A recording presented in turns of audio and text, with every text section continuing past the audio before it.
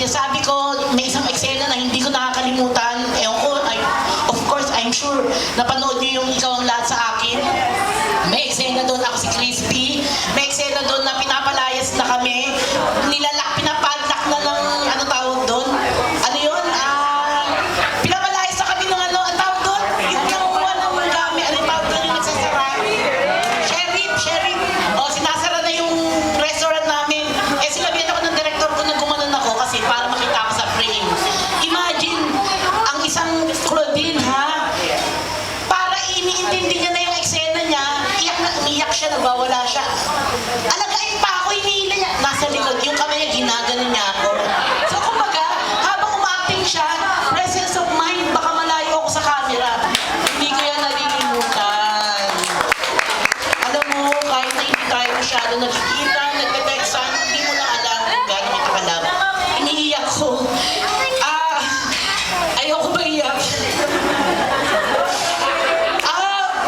Pero kasi gusto kong sabihin, syempre marami akong alam. Kahit noon pa, kilala ko ang pagkatao ni Lau. Kung paano siya naging, paano? Kasi past na to eh. Yung dati-dati pa na mga maraming naninira. Alam ko, God to believe.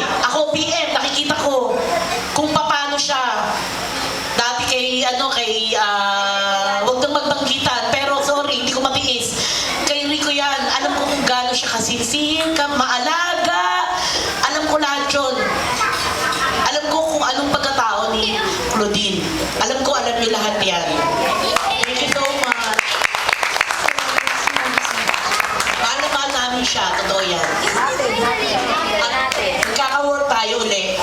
Gagawa ulit tayo ng movie na talagang dadagsain, blockbuster, in Jesus' name. In the name na